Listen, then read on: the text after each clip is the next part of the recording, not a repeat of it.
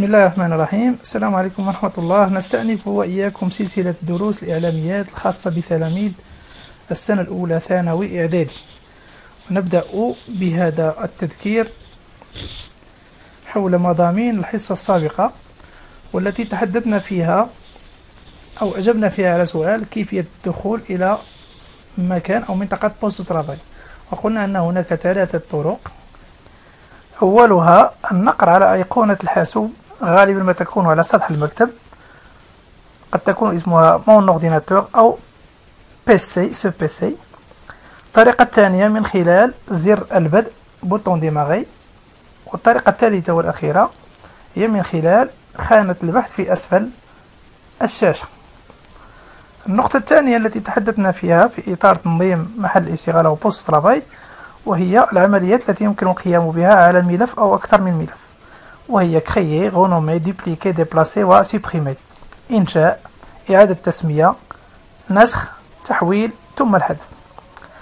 بالنسبة للكرياسيون أو الإنشاء، يمكن الضغط من خلالها على أي مكان بزر الأيمن للفأرة ثم اختيار نوفو وبعدها دوسي. إعادة تسمية ملف معين، تكفي النقر عليه بزر الأيمن للفأرة ثم اختيار غونومي ثم كتابة الاسم الجديد. دوبليكي أو نسخ، ننقر كما العادة باليمين الفأرة على الملف ونختار نسخ كوبيي، وفي مكان آخر زر الفأرة الأيمن ونختار كولي. ديبلاسي يعني تحويل الملف، نختار هذه المرة في قائمة اختيارات كوبي يعني قص، وننتقل إلى الخانة الثانية أو المكان الثاني ونضع أو نختار كولي. آخر عملية هي الحذف، نقرأ بالزر الأيمن كما العادة على الملف ونختار ما قبل الأخيرة سوبريمي.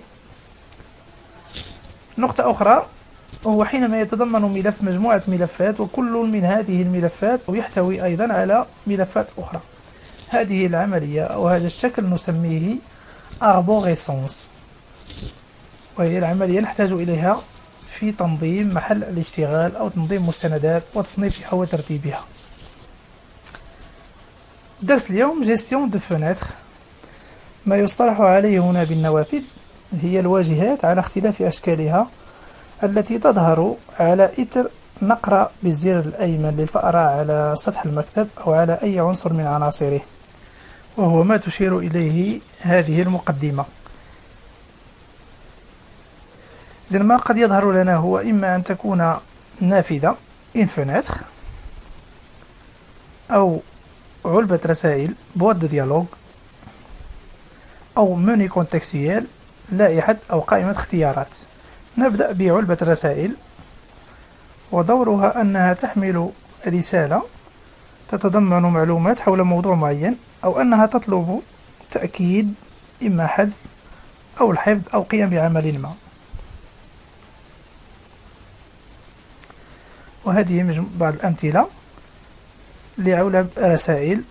الأولى تطلب الحفظ أو عدم حفظ أو إلغاء عمل معين على برنامج معين.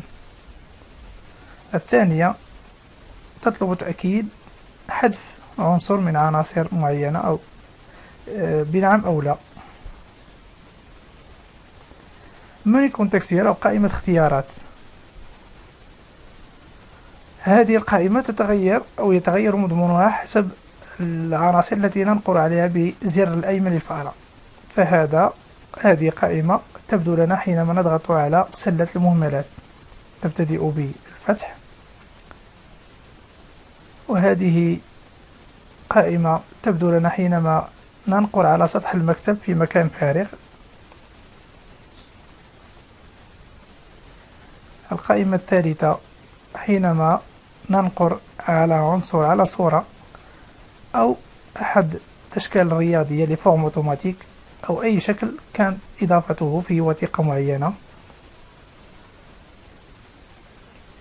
وأخيرا القائمة الكبيرة حينما ننقر بالزر الأيمن على ملف، تبدأ بالفتح وتنتهي بخصائص بروبريتي.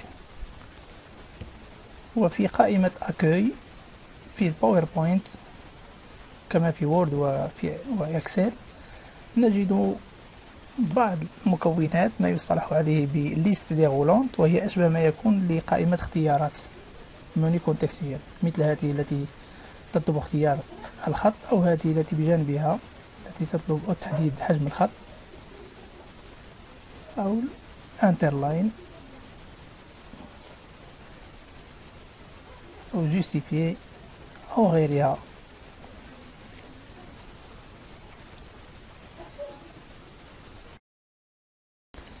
وبعد كل من البواد دو ديالوج والمنيو كونتكستويال نتحدث عن النوافذ لي فenêtre. كما تشاهدون هذه بعض نماذج النوافذ والتي تظهر مباشرة عندما نفتح برنامج لوجيسيال أو تطبيق ابليكاسيون أو حامل وثائق بورت دوكيمون أو ملف دوسيي أو وثيقة دوكيمون فيشيي كيفما كان نوعه، صور أو صوتيات أو فيديو إلى آخره. في الحصة المقبلة بحول الله سيكون موضوع درسنا وهو مكونات نافذة من نوافذ، وسنختار إن شاء الله مايكروسوفت إكسل نموذجا.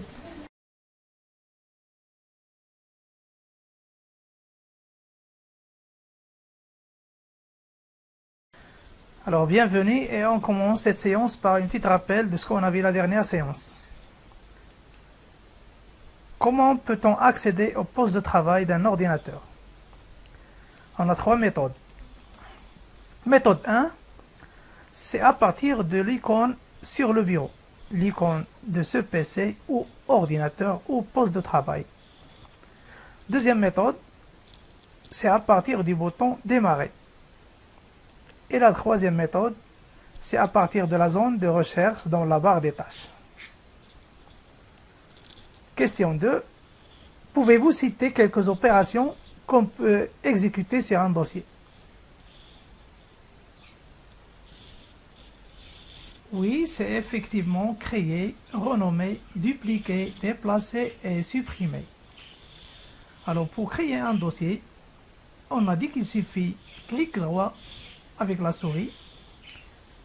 Dans ce menu contextuel, on choisit Nouveau, puis Dossier. Pour renommer un dossier, clic droit sur le dossier et choisir la commande Renommer. Pour faire une copie d'un dossier,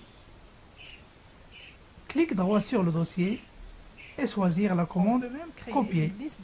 Et dans l'autre endroit, on fait clic droit et la commande Coller.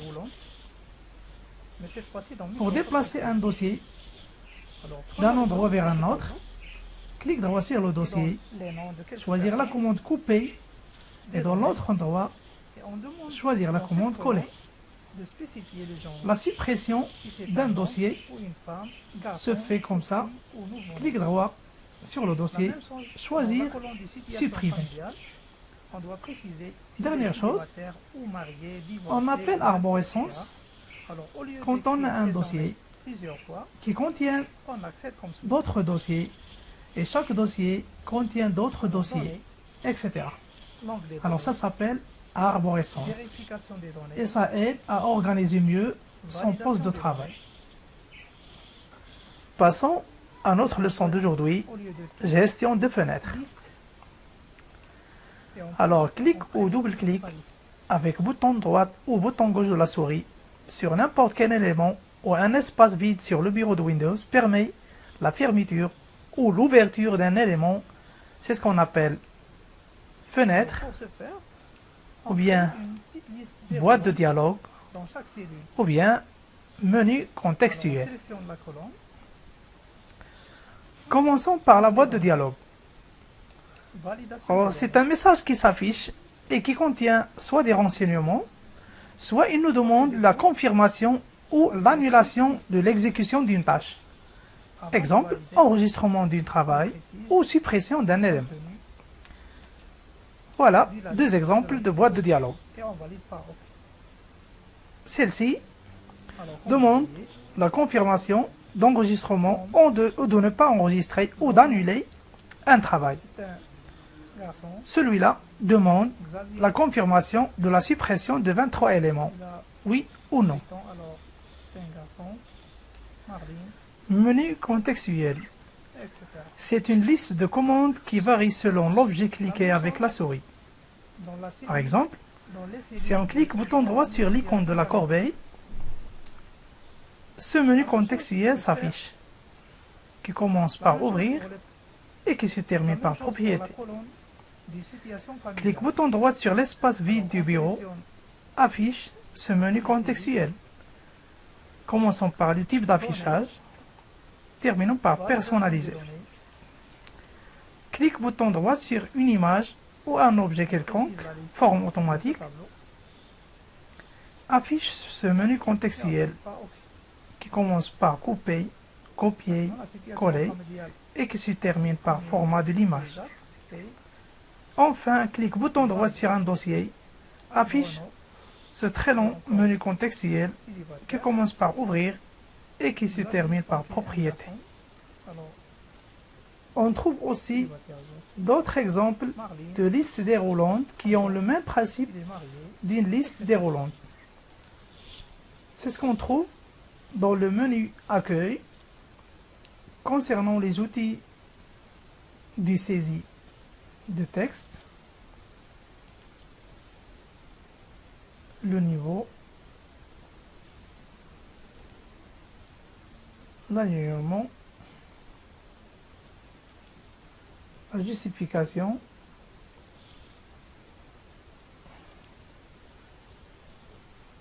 etc. Les fenêtres. Ils sont très nombreux parce qu'ils représentent l'interface graphique, soit d'une application, d'un document, d'un utilitaire de traitement de texte, d'un tableur, d'une base de données ou d'un logiciel de n'importe quel type.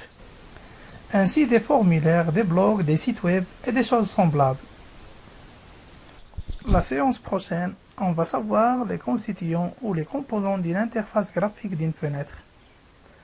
Ça suffit pour l'instant et on se verra la semaine prochaine, Inch'Allah.